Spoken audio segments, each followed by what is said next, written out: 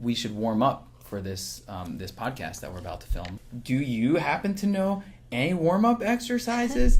Wow, I happen to know some warm-up exercises. So one exercise I love is having people walk around the room. Let's walk. Let's walk around the space. Hey, welcome back to the Improv Therapist Podcast. I'm Juda Alcabez, and today my very special guest is Angelica Zadak.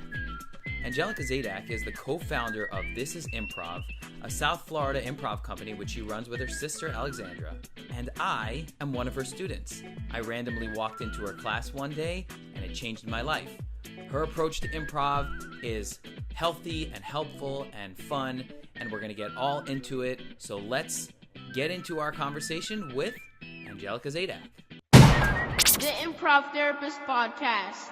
What's an improv therapist? Shh!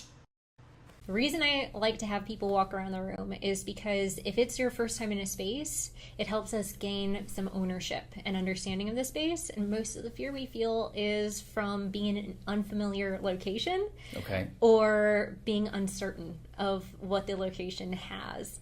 I was thinking about starting to talk to people as if I have a camera crew. Oh, right. You know what I mean? Like, yeah. No, just take care of it in post. Greg, just make a note of that.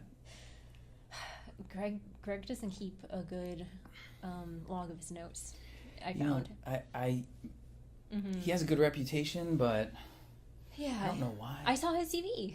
Yeah, it looked good. Yeah, I looked him up. I looked up your full crew online. Yeah, you guys are awesome. Profile. You guys are awesome. Greg, though. Yeah. Kind of sucks. Yeah, it's okay, you know. You listen to the CV and then, you know, you meet them in person, right. And it's a completely different animal, like Greg. Yeah, that's, and we can talk like this because we are both famous and we've done everything. So many. Yeah, we are just ultimate beings, right. Who are, you know. Yeah, so many. Full of knowledge of everything. Yes. Where could we go wrong? I don't think we can. No, never. Thank you for having me here. Absolutely. Angelica Zadak. The one and only. Is there another Angelica Zadak? I don't think so. No. There's not. At a time I thought there were many, or just one Angelica, but then I hate my name. Everyone is Angelica Zadak. I had Angelica Pickles, and that was my Angelica doppelganger. Angelica Pickles? Mm-hmm. Who's that? From the Rugrats. Oh, I never saw Rugrats. Oh, we didn't have cable. What kind of a millennial are you? Oh yeah, a non-cable one. Do you know the tone that celebrities take in interviews? Or like everything that they say is like they think it means so much. That's actually. So I met Greg back when we were shooting in Costa Rica. Oh really? And how did that go? Oh, Greg's a great guy. He's a great guy. And oh, yeah? Oh, yeah. You know, he's the best. He's the best. That's so good to hear because you never really know. Right. You know. Anyway, so I'm brushing my teeth, right? And I like 1, 2, like that. Right? You know, we all had a blast. We had a great time. That's great. Yeah. Good hygiene. Yeah. A lot of people wanted to know. It's like a stupid energy that they put. You know what I'm talking about? Well, I just watched the Steve Martin documentary on Apple TV. Okay. And that's what he built his core comedy around. His what he would go on talk shows and do was talking about all these comedians or all these actors who were so famous, right? And had this shtick already of, you know, they have this air about them, and he just played it up and parody made a parody of it. I know the difference between the two of them. I'm glad you do. That book should help. Yes. Steve Martin, you're a big Steve Martin. You often reference Steve Martin. Are we already in the interview? Yeah, we've been in the interview. Oh, hi guys. Hey, this is Angelica. Hi. Zadak. And this is Juda. Applebee's? I've never said your last name That's before. Amazing. That makes me very happy.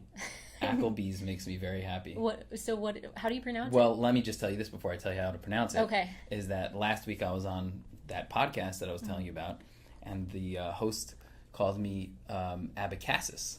Abacassis? Yeah. Which, for a week in my house, we were referring to ourselves as the Abacassises. And now, I don't remember how you said it. I said Applebee's. Applebee's, like the restaurant. but not. Akobes? Yeah. Akobes? Yeah. I always add a hard pronunciation, like a hard vowel sound to things. Like, yeah. Well, but that you had a little bit of a Spanish... And it's a Spanish name. Akobes? Akobes. Yeah, there you go. Oh, really? Alcabes. Really? Yes. Now it's going to be fun to read emails from you. That's right. Alcabes. Alcabes. Yeah. Americans can't say it because a lot of people read it as Alcabes. Alcabes? Uh-huh. But it's 3 syllables. Alcabes. Alcabes. Yes. Wow. Yeah. Thank you. Spanish. So you have Spanish influence. Influence. You have Spanish blood. I'm really Cuban. curious now what your Spanish background is. Oh. I'll go first and then you go. All right, let's do that. So my mom is Cuban. Okay. She came over in the 1960s with those Pan Am flights. Cool. Yeah. I don't know if you've heard of it. Yes, I have heard of it. Okay. Yes. Okay. Yeah. Because the older I get, the more I realize, wow, it's such a little part of history, but because we heard so much about it growing up, it's a big part of history for us. So she came over in the 60s, and our family on her side is a majority very Spanish, like Spaniard Spanish. And we haven't done any ancestry look at native Cuban culture. But yeah, my dad though is Czech and German, so right. I remember you telling me that. Yeah. So your mom came over. How old was she when she came over? 6 months. 6 months. Oh, okay, that's interesting. Yeah. Is that that's obviously a big part of your family's story? Is that something that like you kind of like? I don't know. Your family's like centered around that. I mean, it sounds like a miracle. Like centered around that miracle is what I'm asking. To come over? Yeah. What do you mean by centered? I mean, like, that's like a good question. Every time we meet up, we tell stories. You go. Have a cafecito. Pan Am miracle. Yes. Pan Am miracle. I guess when I say centered, I mean when you have something that's so major at the foundation of something, it's kind of like it could inform everything you do. Like, we are a miracle, so then maybe we're more grateful than other people, or I'm not that you guys are the most gratefulest people ever. I understand what you're saying, but yeah, or maybe you get in trouble for not being grateful enough because like, hey, we're a freaking miracle. Well, have you ever watched West Side Story? I actually have not. So the grandmother in that story reminds me of my grandmother, so I cannot watch it anymore. It's just too good. So there's definitely that sense, and I think with all families with immigrants and like refugees, really, because that's what they were coming in as at that time, like escaping Fidel. Right. So there's a sense of that. You have to be grateful for what you have, and there's almost something that you should give back to the work and the survivorship of your family. Right. So there's a sense of that. But I think my family was really good about not making that all there is. And my mom and I both, were Americanized. So I remember growing up, I don't want to... Why are we still talking about the past? Why are we still talking about our Cuban heritage? Right. What's going on? I would stay up late with my aunt and talk about that. And she'd be like rolling her eyes as she gives me a cafecito for real to go to bed because really? I could not go to bed without a cafecito. Yeah, super normal. And then my mom, same thing, but a bit harsher because at the time she wanted to blend in. My aunts were one of her sisters is 2 years older than her, and the other one is, I don't know how much older she is, but a bit older. I want to say years. I'm sorry, Tia, if I'm wrong. A bit older. So they're used to the life that they had in Cuba, and then she wanted to acclimate to, her new life. Right. And she called herself kind of a chameleon, wanting to blend in and, be a part of the culture. But we didn't really have that. So it's not the center of everything. Right. We love our grandparents and Sometimes they'll tell us stories, and my grandfather worked really hard, and my grandmother worked really hard. Even after they came here, my grandmother would go back with food and clothes for the family that was left behind. Wow. Because not everyone can make it over. Wow. So, and she had 10 siblings. Wow. Yeah. Oh my gosh. So that's a lot of clothes. That is that's a lot of clothes. That's true. Now your turn. My turn. Well, it may not be as exciting because my name is from Spain 500 years ago. That is so exciting. Oh, that's exciting. That's what I meant. What is that? Half a thousand years? That is a half a thousand years, technically. Is there a word for that? It's not a century. It's not a century. You knew I was going to say century. Because that's what I wanted to say. Yeah, millennium is probably a word. We'll go with that. Yeah. It's probably... we're not mathematicians. We are not. Mm-mm. So the name is from Spain before the Spanish Inquisition. That is incredible. Yes. You're literally a part of history. I am literally a part of history. Like as big are history. You. As big are history. everyone. Oh, yes. Like from history books. Oh, yeah, yeah. From Monty Python. From everything. That's true. Yeah, I guess so. Mm-hmm. I guess so. Hard to like trace it all the way back, but Alcabez was a family name in Spain. Mm-hmm. I once read in a book that Alcabezes were tax collectors. Wow. Which is ironic you because... are the tax man. Yeah, right? They wrote the song about. Mm-hmm. The Beatles. From right. Monty Python. That's right. But then from there, after everyone got expelled from Spain, different parts of the world, some went to Israel. Mm-hmm. And so before America, my great-grandparents were in Turkey. I don't know how long back they were in Turkey for, but then they came through Ellis Island, and my grandparents on my dad's side were Lower East Side tenement kids. Wow. You know, like in Manhattan, that whole really cool. Taking the trolley, Delancey Street, Orchard over there, awesome. Selling bathing suits. And you're from New York originally, right? Yes. Before Florida. Yes, I've been in Florida for 8 years. Okay. Now. Yeah, so I was like breaking the New York link there. But you know what they say, you have to break your family's dysfunction at some point. So I moved out of New York. Was New York the dysfunction? Or... That's what I'm talking about. Oh, wow. Yep. Is your family still there, or did they move? No, first they were like, how could you leave us? And then they came to Florida, like every other New Yorker. How can you beat the Hurricanes?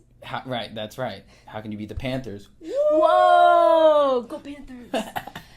That's what I tell everyone when I talk about Florida and how great Florida is, which opinions can vary.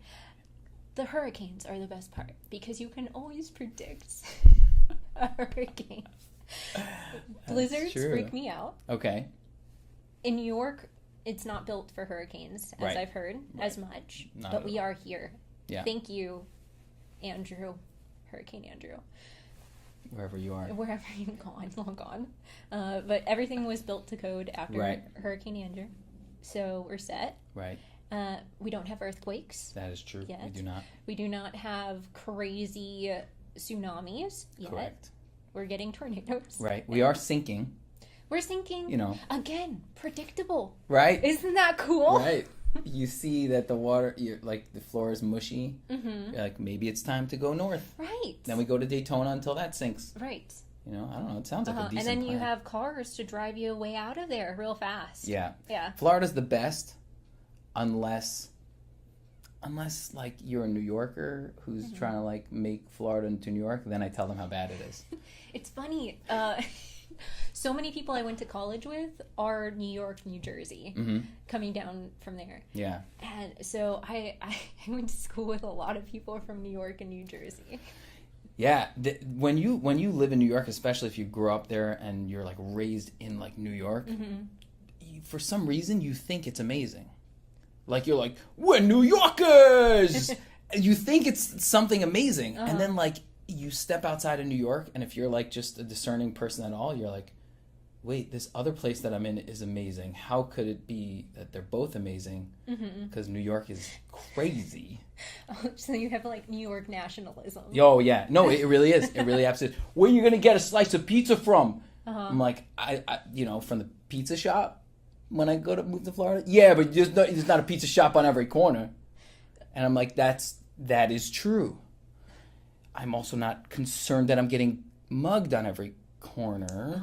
Oh, okay. You know? Because we're in a car. That's right. And we have Yeah. parking lots, and we just kind of like go into the pizza shop, and then we say, good afternoon. Hi. Oh, you do that? Yeah. And then you go, how are you today? And like still haven't said anything about pizza yet. Can you not talk to the pizza people in New York? In New York, you lean over somebody and you go, hey, boss, let me get 2 slices. Oh, so you talk like that. Yeah. That's nice. That's like, nice? You like that? respect. Yeah, you can call him a boss. Yeah. Hey, listen, buddy, let me get a bagel, egg, and cheese. Small coffee to go. Here it's peers. Right. You know, we're all the same. You're a coffee person. I'm a person getting... Did I say coffee? Coffee, yeah. Well, because I said coffee. I said, Okay. hey, where you get a coffee. Because we're talking about... That's right. But I realized at a certain point in my life that I was carrying a lot of physical tension that was unnecessary. I kind of talked about this in the tennis episode, but like, I was always tensing my muscles. And a lot of where I tense my muscles are like here, like when I sit, when I, anything, I'm like this. And I thought about it. I was raised in a cold place where you're taught how to not get mugged. So being like this is like your permanent position when you grow up in New York. Like my dad told me when I was like 8 years old, we're walking in Manhattan. He's like, if somebody bumps into you, check your pockets. I'm like, what are they going to steal? My yo-yo? And then I'm like, my yo-yo! Yeah. Your dad was right. You should have checked your pockets. You gotta listen to your parents. That's right. And now in Florida, I can keep my yo-yo in my pocket. You can. With the string hanging out. It's still cold a lot of places Right. because of the air conditioning. That's a lot of people here have it 62 maximum. Oh, yeah. Yeah. I'm one of those people. Really? Oh, yeah. Wow. So do you have like throw blankets all around the house too? No, I like being cold. What about the rest of your family? Oh no. Are they just snow people? Are there just snow people around your house? My kids are Florida people. They grew up, most of them. I mean, my oldest was 2 when we moved here. The other 2 were born here. They're outside like when, great. It's like disgusting out. Like these 2 months of the year, they're outside. They're Florida people. Yeah. It's sweaty play. Yep. They love it. Hey, it's a good thing. Yeah. It's a good thing. I miss being a kid and not realizing, how hot it really was outside. Right. Yeah. So, but you still are kind of a kid in a lot of ways. What a segue. You are like that? a professional. Right? You see Yes. that? I improvised that. I didn't have that. You could see it. I don't have it written down anywhere. Nope, not under the table. Right. That was my segue there. You still are kind of a kid in a lot of ways. So are you. I have recently emerged as a child once again in the last couple of years since I started doing improv. I think you've had it in you. Like an inner child? Are you going that route? Like therapy? So I was going to do this really suave tie-in to that. Oh, okay. Yeah, but Do you still want to do it? I think we're past that. Okay. Yeah. We could do it. We could go back to it. There's no going back, only moving forward. Oh, that's true. That is true. Let's play in this moment. Yeah, right. Yeah. Yes. Yeah. Here we are. Right now at this table. With sand. That's right. Yeah, you've from the moment I met you, you had this playful side to you. So I think the inner kid was there for you. There, you just found improv. Well, yeah, I would agree that it was there, but I had not really accessed it that much in a long time. See, this is the thing though, from the outside, some people would say that, I've always been that kind of goofy, high energy, whatever. And even from like, quote unquote performances, like, I'm the literal only guy in my synagogue that's going to go in there with a full costume and disrupt everything. As you should. As I should. And I didn't start doing that just when I started doing improv, but I started loving it and embracing it and feeling so comfortable in it when I started doing improv. And like internally, they're such different worlds. Externally, there's noticeable differences, but internally I was like, it was more like I was trying to like repress it and then let it out at the right times, because I think I thought of it more as like that it didn't really fit in adult life. So then it's like, if it's the right time, so then, let it out a little bit, but make sure you're careful and rein it back in, And now I'm like, what? Yeah, you're all out, and you're doing a great job with it. Thank you. You know that actually this week is, this is my 2-year anniversary since I came to that class. Happy anniversary. Yes. And look, yeah. you're doing so many great things. Like this. Like this interview. Yeah. Like coffee sipping. Yes, right. So that first class, I don't know, I feel like it's going to get, every episode is going to be me sitting down with somebody and me being like, it was crazy how we met, it was fate, but like this is now the third interview that is kind of starting that way. It was a really strange thing how I ended up there, but then once I ended up there, it was like, oh, I want to stay here now. That's good. Yeah. You found your thing. I found my thing, but like I've told you this before, like I could have walked into the wrong improv class, and then I would have been like, hey, improv is a great thing, but like, Yeah. like your whole vibe is the community building thing, which I definitely wanted to talk about today here, because like that's not a given when it comes to improv. Like, it's an art form and you teach it, and with any art form there's the connecting parts of it, and then there's also the obsessive mean teacher, make money, be productive kind of side of it. And that's not your side of it. Your side is like, let's bring people together. Was that always like part of your thought with improv? Was that always like, you were like, I'm doing improv and we're going to be like community building thing? And yeah. So my first experience walking into a facility where improv was the thing, and this kind of art form was prevalent, was Second City. So I walked into Second City, and it wasn't even the school itself, but the Starbucks. So I love Starbucks. That's how I learned how to drive. That was my motivation. We would drive to Starbucks. So the only place I knew where to go, not home, not school, whatever, I could get to school from Starbucks. Was Starbucks. Anytime you went anywhere, it was from you would go to Starbucks and then to somewhere else. Right? Like, why are we going to Starbucks first of all? Otherwise I can't get there. Yeah. So Starbucks, big for me. Walk into this Starbucks, and there's not just a person sitting alone on their computer. There's not just, a person sitting, like, taking coffee to go. There's groups of people sitting together, drinking coffee with their laptops out, and working on a script, collaborating to put together a show or performance. And I had never seen anything like that before. Something put together from scratch, something artistic. When I went to school, I did a lot of drama and theater. So we had these preordained scripts, which were great. We learned a lot. Okay. But it was a whole new world for me. That's the end of the song. That's the end of the for me. For me. Right. Okay. That's really cool, because like, you sensed an energy, and like, you wanted to follow that energy. And I'm thinking about, you going to a lot of schooling for drama and theater and those kind of things. Like, a lot of times I would guess that people are drawn to fame, right? And like, you were kind of drawn to like the coffee shop collaboration energy. Yeah. Which, no, I think that's very interesting. I think it's cool, actually. That makes sense, that like the way that you conduct your improv classes and company is along the lines of that energy, because like, it sparked something for you.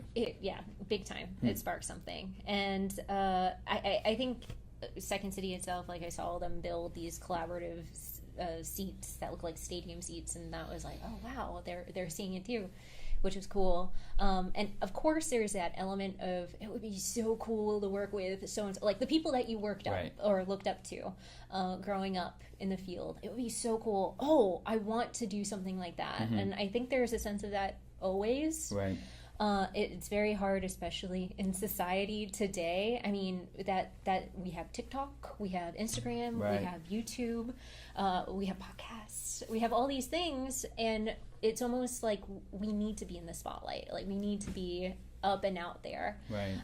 We're vibing with it. Right. We're evolving, we're improvising with the times when it comes to that.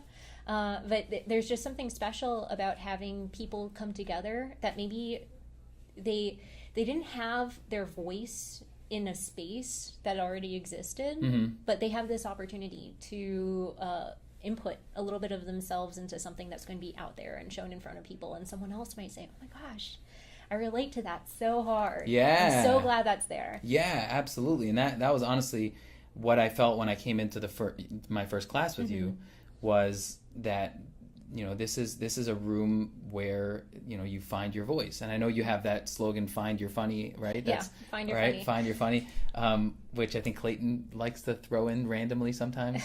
He'll be like, I found my funny. You never heard him say that? No. Like, yeah, no, sometimes he'll say that after like a good scene or something. He'll be Really? like, I found my funny. I never hear that. I thought it was like a running joke between you guys. No. But like, yeah, no, Someone pays attention to the slogan. I thought it was so, the first time he said it, I think he even said it without like demanding a lot of attention to the, you know, to the joke. He was just kind of like, hey, I found my funny. I was like, what? But Yeah. that's a big part of your guys' mission. I've said, you know, in the story of me showing up at the improv class, that it was a wonderful room of misfit children who were all accepted.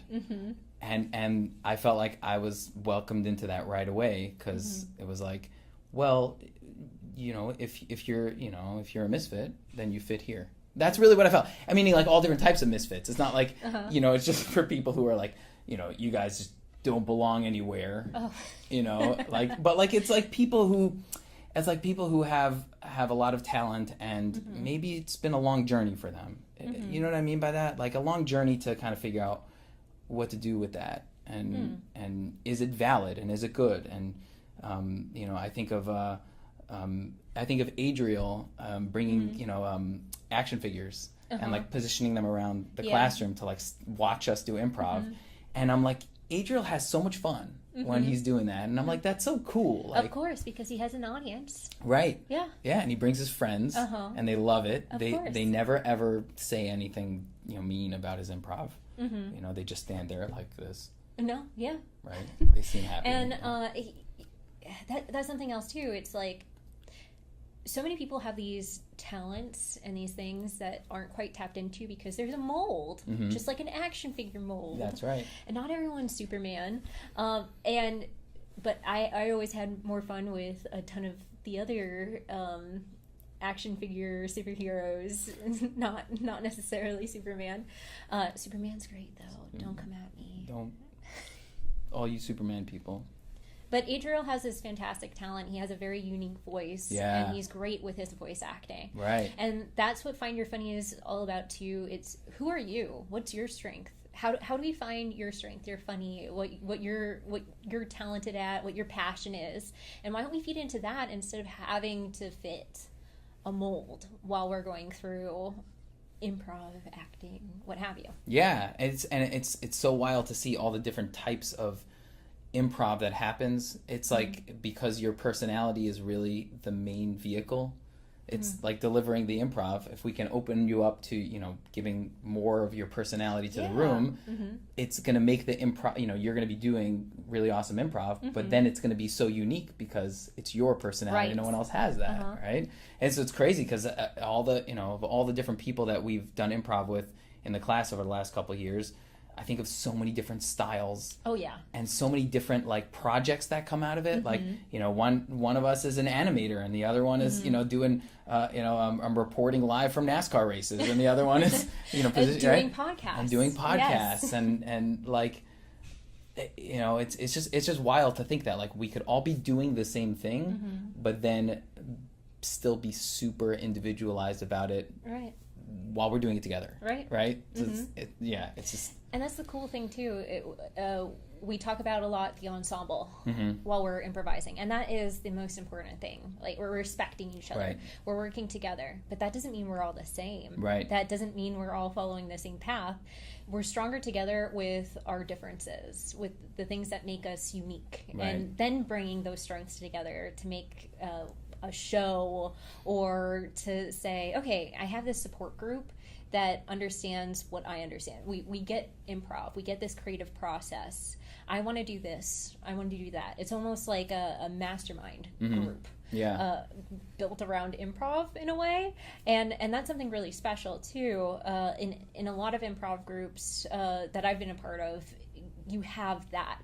You might not necessarily go off and be a troupe together, go off and do films together, but you come together and say, hey, I'm doing this. What do you think? What are your thoughts? Oh, do you have any resources for this? I'm thinking about going this route. And I think that's really special. Yeah. When you talk about it, you get excited the way that I get excited when I talk about it. But I'm curious what your thoughts are on this. Like, I find that it's hard to tell somebody, what improv is unless they do it.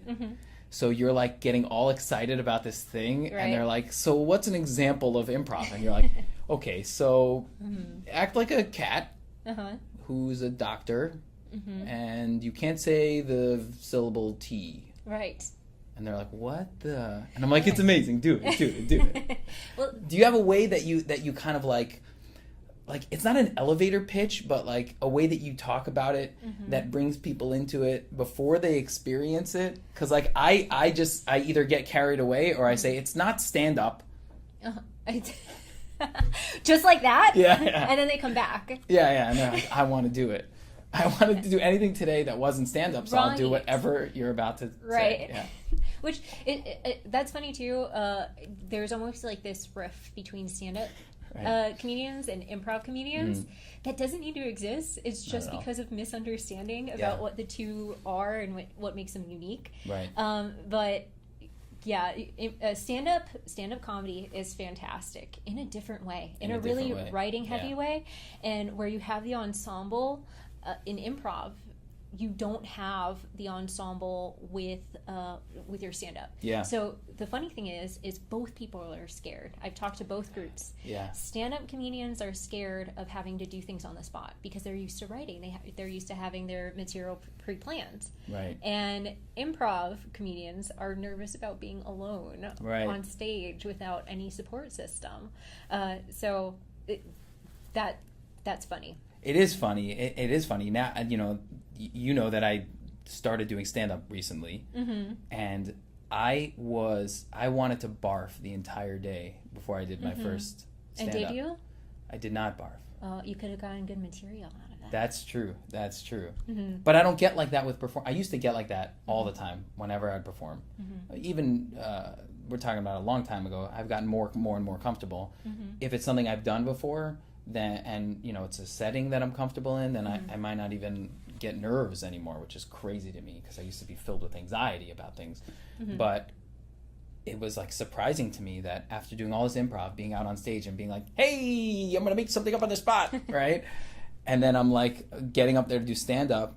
I'm like 8 a.m. Yeah. I'm like, nobody talk to me the rest of the day until I'm done with my set. Yeah.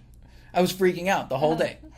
And then I did it, and then once you do it one time, it could be very different. But it's the pressure is so different, and I could see it going the other way. Someone do stand up and then be like, "How would I get on stage without any material?" Yeah, and I saw that, and you did so good. Oh, thank you very much. So yeah, it's tough, but it's the repetition too. Right. Doing it over and over again. The more you're out there doing the thing, the easier it becomes. Right. So. After 1,001 stand-ups, it'll be like nothing. I'm almost there. Yeah. Just 1,000 more to go. Well, half 1,000. Half 1,000. Yeah. Whatever that is. Right, whatever that is. 5 centuries in. 5 centuries, yes. So how do you explain improv to people? So, funny story. Yeah. That's how we got our name.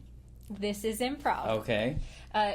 Because in the beginning, I started more private or working with corporate groups, so we would pitch ourselves.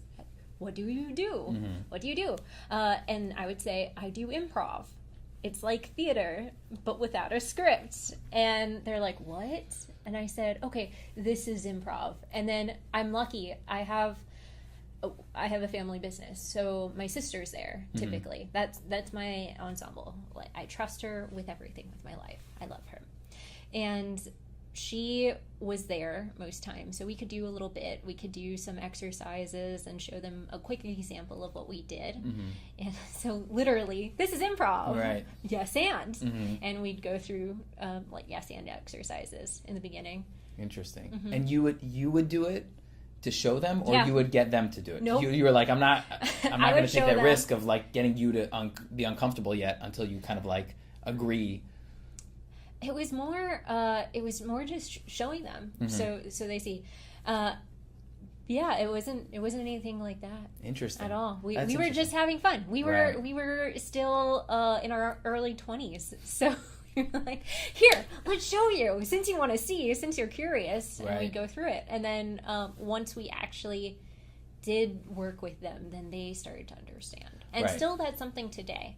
I'm not too worried ever about people being nervous or apprehensive about starting improv because it's a huge leap. Right. I mean, it takes a lot to get yourself to go up there, especially if you do have social anxiety, if you have stage fright. There are all these preconceptions as to what improv is going to be. Right. So, and then there's the side of things where is it going to help me? Right. What is this? So we're just playing games. Right. That's what we're doing. Right. And once they understand, once they're in it, they start to see, oh, Right. and that's the what I live experience. for. That's Yeah. right. That's the experience. And you can't tell that over to someone, but at the same time, like if you just get them to that point, then it's like it goes on its own. Yeah. Like that's the thing. People have asked me like, how do you get people to come to your improv group? And I'm like, well, to get them to come is one thing, but once they're there, Right. it's not me. It's the magic. It's the magic, and the magic sounds like kind of over the top, but it's really human connection. That's what it is. It's like when you're there and you connect to somebody, it's very satisfying, And, and it's you're so kind of great. like, hey, that really like Yeah. felt good in my soul. Yeah. I like that. And it's so cool to me that you found it, because I feel like it's so important. You find this passion, and why don't you share it with everyone? Because I believe you talked about at the top play and the need to find your child side. And Yeah. it's so important to reconnect with that. We do. We lose We it lose it. quite a bit. We lose it. And even I feel kids now, in a way, are starting, younger ages are starting to lose that sense of play. Yeah. So it's so important to go out there or experience these things, and you know, just play, and especially as an adult, where we're kind of Yeah. harped on with work, with expectations, societal pressures, Right. all of these things that we think we need Professionalism. right to be these complete human Academia. beings. Yeah. Well, I'm a nerd. I have to stop you there. I'm a nerd. I love learning. I'll take Oh, a billion and one I love improv learning classes. too, yeah. I'll take a billion and one seminars. I'll go to a billion and one conferences. Yeah. Love it. Yeah. Love it. Well, I'm with you on that. I just, I don't love the formal systems. That's all. I'm not a systems person. I don't know if you know that about me. Yes. I don't really, fit into the systems very well. But And that's something else that's cool. You're building your own almost academic style with sharing this, and I feel like that's important. When I was going to school in undergrad, there was something called like experiential learning that was booming, Right. and this is almost the evolution of that. Like Yeah. you are the evolution. Of I that. am the evolution of Spain and Turkey and the Lower New East York. Side and yeah, it's experiential learning. I mean, I'm a believer in that. From when I was younger, I can remember times where we were taught in an experiential way, and I was really excited about it. But I think I might have told you this, but I always loved improv. Like, I watched Whose Line Is It Anyway, like, over and over and over and over. And then we used to do improv games, you know, when I was younger. And when I turned 18, my friend said, what do you want to do for your birthday? And I said, let's get that bottle of cheap vodka that we always get and do a ton of improv. And we had a blast. And it was awesome. And so, like, it was obviously many years later, I was at class it happened to be my birthday. And somebody asked me after class, what are you doing for your birthday? And I said this. And that was when I remembered that my 18th birthday, we did improv. Cool. Yeah. That's how it started too. It was just parlor games. That's what they were called. Right. So you would go to a party, you would go to an event. I love this episode of Marvelous Miss Maisel where she's trying to network and also work on a different style of comedy, and she's just going and at parties playing and she found a comedy partner that way. And so you're living essentially the core of what improv. Viola Spolin comes out of the sky, says, "You have done Juda, you have done it. And you have fulfilled what this is all about. Congratulations." And going to bye, Juda. Heaven is just an improv class. Wouldn't that be great, Viola though? Spolin, yeah. If we could just play, relax, have fun. Yes. And that's what it's all about. Yeah. And so congratulations. Thank you very much. Well, congratulations to me, obviously. Yeah. Congratulations to you. Oh, thank you. Yes. Thank you so much. Yes. I appreciate it. Wow, I deserve that congratulations so much. Yes. But you're doing great. And this is why I have a podcast. So that people can come on and just say how great I am. Good. That's what I'm here for. Yeah. So, anything else you want to say how great I am. These mugs are fantastic. These mugs are fantastic. This table's fantastic. It's nice and hearty. Yeah, well, that's right. That's true. It's like the coffee hasn't fallen yet. The coffee has not fallen yet. When was the first time you did improv? So, similar to you, Whose Line Is It Anyway? With the commercials, my dad would watch Whose Line Is It Anyway with us. So during commercials, we'd run throughout the house and we'd find objects in the house and we'd play props, for example. So we'd play like simple games like that. Really, improv is so much simpler than that, though, because when you're a kid and you play pretend, I remember being Mufasa and Scar with my sister at the same time. On this. At the same time. It was a really confusing playtime. But it was deep. Yeah. So we're always doing it. We've always, everyone has improvised at one point of their life. Right. We just don't realize it. And then we call it something. Right. We give it a label. We give it a category. So we can say that we're doing improv now. That's right. Now we're doing improv as opposed to what we were doing before in our conversation that we were having with somebody. We don't know what's going to come out of the other person's mouth. Right. So it's literally always improv. Yes. But really everything is improvised, right? So, but then it's like, I find myself when I say that to people, it's like, it's a cliche that anytime you're in any profession, you say that everything is that thing, right? Like I was once treating somebody and her dad was like, you got to get her to stay in treatment. You got to sell her on it. And I was like, sell her. I'm not going to really like sell her on it. I'd like her to connect to it so that she feels like it, it's important for her to stay. And he was like, everything is sales. But I think that's so fun though, because it's like whatever gets you interested in the thing. You're gonna love this. We're delving into D&D more and more, and D&D is applicable, okay, to most things. Like you can make D&D math, you can make D&D history, you can make D&D role playing in theater and improv. Right. So with a lot of things, if you can get something you're interested to mean something else, that's why I love cross-disciplinary studies. Oh, I love that. Yeah, yes. and that's why I got into improv professionally, because I was like, wow, I love going to my theater classes. I love doing this. What if I got that feeling while I'm doing other things? How can I bridge that gap? Right. And improv was the answer. It's wild. It's a wild thing. I think everything is improv. I think it's a challenge sometimes to bring people into the world of improv. There are barriers, like we're talking about. The experience is really what makes people come back, so they need to experience it. There's people thinking that they're not quick enough, or they're not witty enough, or they're not funny, like that kind of stuff, which holds people back from doing it. Self-consciousness, all that kind of. But I think it's interesting to try to help people see that life is improvised. Yeah. Everything in life is improvised. Yeah. If you play a sport, you don't, right? But not currently at this point of my life. But if you play a sport, you're improvising because you have an opponent who's sending the ball or whatever it is in one direction, and then you're responding to that and making a decision. One Direction is in this? One Direction is not a... Is that what sports is nowadays? That's a sports team now. Just bands playing everything on the field? It started from Taylor Swift and Travis Kelce with the Chiefs.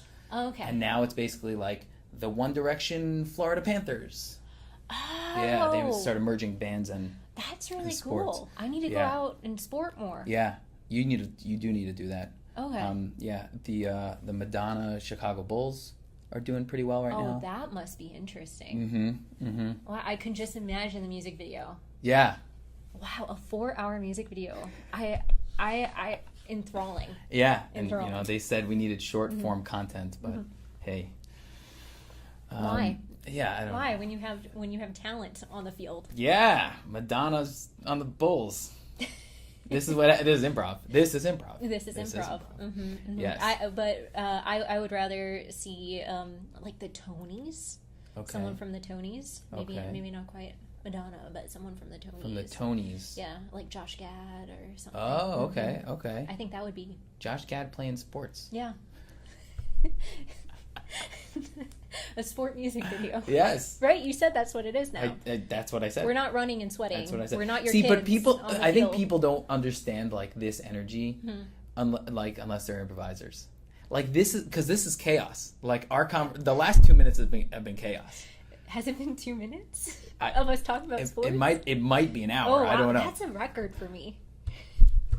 But it's chaos. But it makes sense because in improv you don't like sit on anything for that long. So you're just like, and now the new reality is that Madonna plays for the Chicago Bulls and she's playing against the Josh Gad Mighty Ducks. Wow, throwback.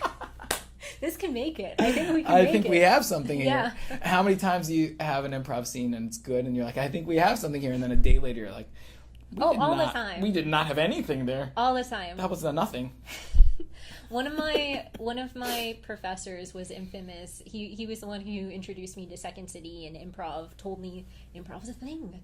It's not just something you do to practice for theater. And we had this show, America Abridged, the history of America Abridged, and every rehearsal he added something to our direction. Like he would add a new prop, he would add a new gag in between, and it's like that's such improviser energy. Yeah. We want to see something new. We want to be entertained, and by turn we're entertaining the audience a bit more. Like I'm sure if you were doing a therapy session, if you walked into a therapy session and like this is one thing I want to say, and it ends up being repeated. The thing you're saying is repeated. You wouldn't want to say it the same way over and over every time. That's the definition of insanity. So by not doing the same thing every time, it's not chaos, it's not insanity, it is the way. Yeah, and I think that when you improvise for real, you're emotionally invested in the reality of the scene. And so then when you say things, it will always be different, even if you've said that line 10,000 times, because this moment has never existed before. So then you're responding, if you're really connected to it, your emotions will drive the words in a way that has never existed before. It's pretty wild. It's pretty cool, and which is funny because theatrically you're supposed to find those moments and you're living in the moment, but you have to find a way to achieve the same reaction every time. And improv helps you do that. It helps you achieve that. But then you can go even further with it. You can go even more deeply and find something new every time. Both ways you can do something different every time. But this way we can really get up like content creation, get up new character choices, new personal choices if we're taking it off the stage into a classroom, into a therapy session, into a corporate office. Right. We're discovering new ways to handle situations. Yeah, it's so crazy. It's really a I don't know. It's magic. People used to call Virginia Satir stuff magic. I don't know if you're familiar with Virginia Satir. Virginia Satir was a family therapist in the 80s. I think her height was really in the 80s, and height, like the height of her career. Oh. She didn't get taller and then shorter. Okay. And then taller again. Okay, great. Just clarifying. Yeah, no, thank you for that. Thank you for the audience appreciates that. But she used to do these workshops with families, with like tons of families in a room where it was all role plays.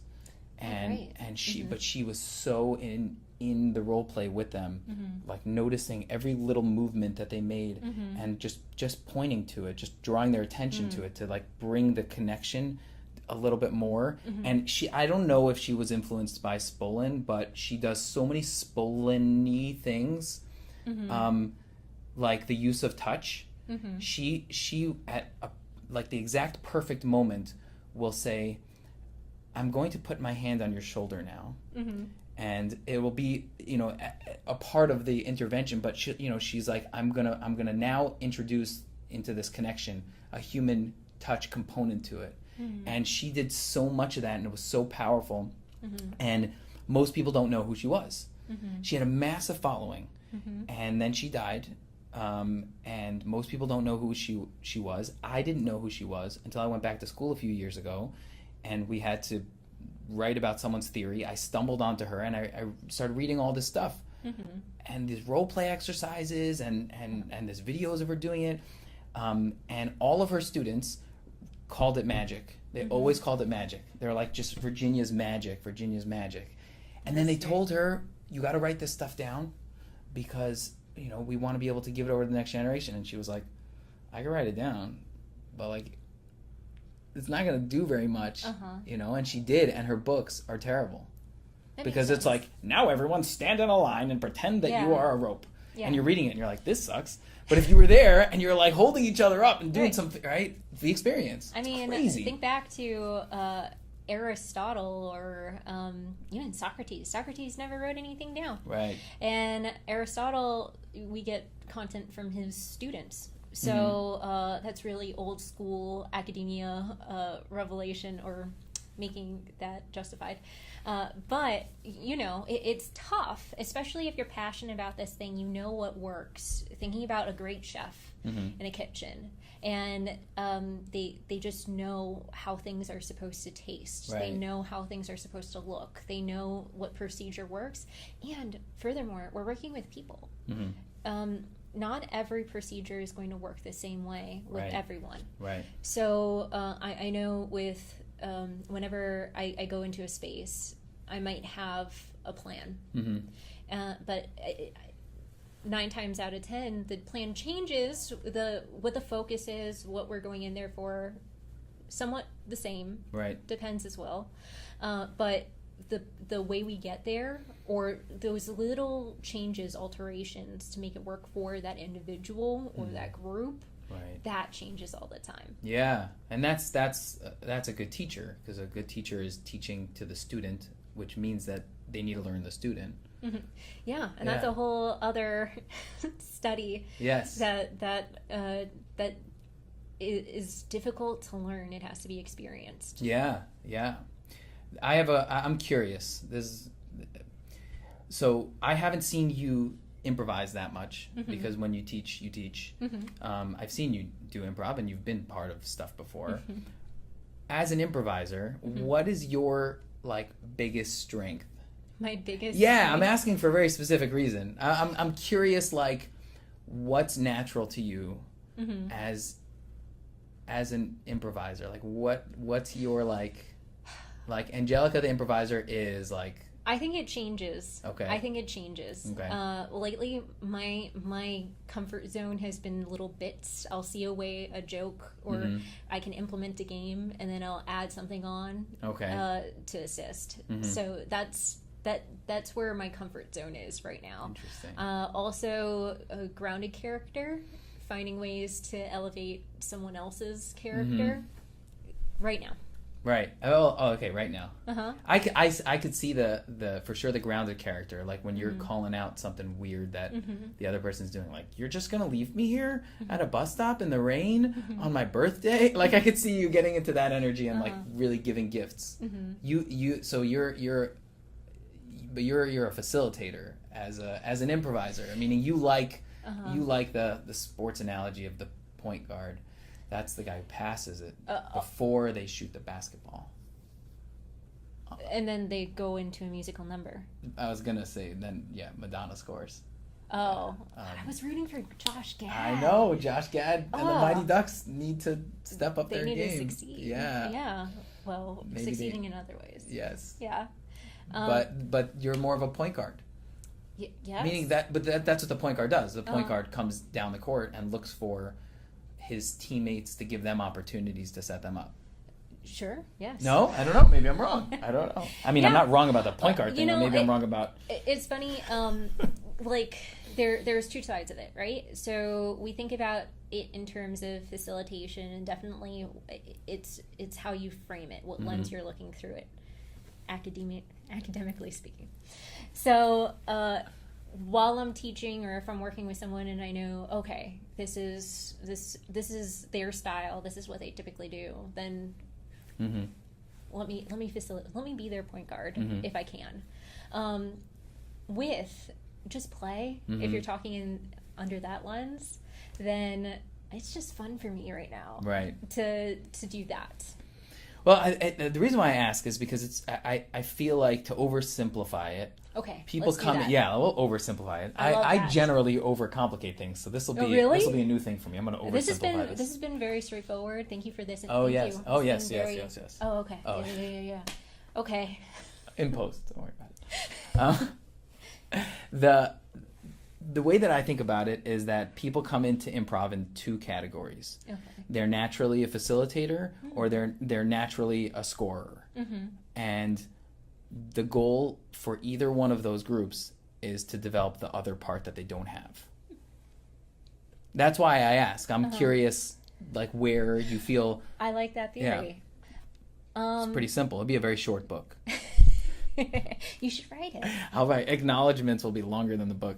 Thank you to Angelica Zadak. I think that's a fun compare-contrast type of theory. With that, I think it's a bit more complex to unsimplify everything. Because we're finding our funny. It's what's fun at the moment, and there are more nuances, I feel,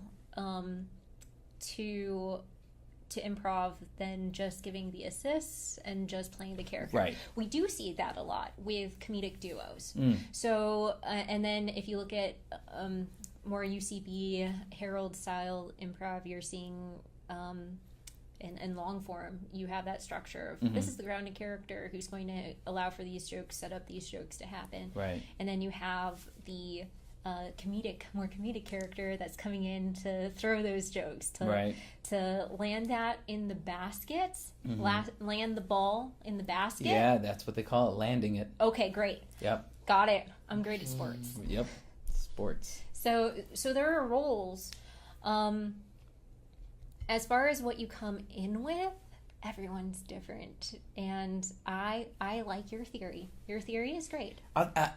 I know that it's an oversimplified theory, and that's why I prefaced it by saying it's oversimplified. But, naturally... Okay, we have these conversations in society about, like, are you a leader or a follower? And it's a stupid conversation, right? Because there's so many different types of leaders and followers in situations where you would be leading, or you're, like, leading from behind, or, like, there's a million trillion ways to look at that. Are you a leader or a follower, you know? But it's kind of like... In improv, I think about, like, the natural abilities of somebody coming into improv. Let's say they're not fighting through anxiety, like stage performance or social anxiety or something like that. Like, this is just what I've seen anecdotally, is that some people just come out, like, full head of steam, and they're, like, ready to go.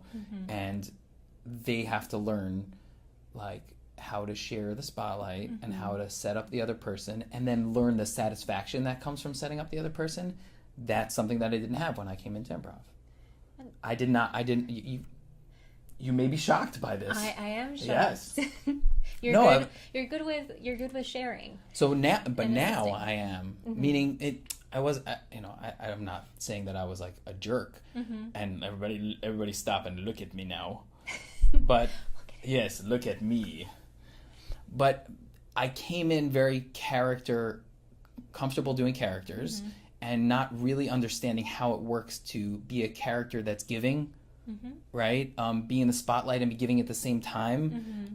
How to, and then totally new to me is to not do a character and to do something like totally giving to the other person. I had this. Actually, it was a class you weren't there, but there was a woman there who was only there a couple times. It was her first or second improv class. She was very, very nervous, and every time she started a scene, she literally couldn't stop talking for the entire scene. She that's a very common thing, but she literally couldn't stop. And so after 2 or 3 times of doing a scene with this woman, I came into the scene, and I just started sipping a drink, and I just kept letting her talk, and she was running back and forth, and she was yelling at me, and I was just standing there, and I think I was her dad in the scene, and at a certain point I said something, but I let it build, and I let her just like take everything, and I never had done that before, and when the line that I said, like it didn't land that well, and that was just because she wasn't experienced enough to know that was like get in there, meaning if you build up all that tension of one person who's just ignoring the other person, when he says the one line, like don't keep talking after that, that's a moment, like sit in that moment. So she didn't know about that part, but that was one of the first times that I really was like, I'm going to do nothing, and it's going to be awesome, and it's going to be a gift to the other person, because this lady wasn't going to stop. Maybe she figured it out later, but on that day she wasn't going to stop, So instead of me arguing with her about who gets to talk right now, I just was like, I'm going to sip a drink. Yeah. Right? So that wasn't natural to me. That's what I mean. Yeah. From what I observed, you were great with sharing spotlight. And I think it comes from a place with your profession now. You have to have empathy. You have to listen. Right. And that's such an essential part of improv that isn't necessarily the first thing we think, because there's the quickness, the comedy. This is what improv should be. Right. But there's such an empathetic side that we have to hold with that. And what the example you gave is perfect, because a lot of people come in not wanting to hold the spotlight selfishly. That's their mask. Right. They're donning a mask. And this is their place where they feel, oh, I can finally talk because I have this character to play with. So yeah, I observed Well, I appreciate some empathy and sharing of the spotlight. You also did have great characters. Well, Yes. thank you. And bringing in your New York heritage with the characters too. Oh, what an epic little thing we had going there when you banned me from doing New York accents. That was fun. That was great, but that was actually really fun. I used to joke around with you about it, saying like, well, I can't do a New York accent. Come on. But it was a good time for you to do that, because I remember that I came into class and I did it like a British professor that night, and I never did that before. Yeah. And it was just because I was watching My Fair Lady earlier that day, but it popped out because you limited me, and that was interesting. It was like, okay, you're comfortable doing characters, but I'm gonna expand you now. That was yeah, and with the characters, you're already perfecting your New York character, and you have experience. So I know you can fly, and you do. Right. You fly with that. So what else can you do? Because this is a safe space, the improv class, where you have a net, you have a safety net. What can we play with where you're not going to be judged? You're not going to be told, wow, or like have the feeling, because we'll be judged whatever we do.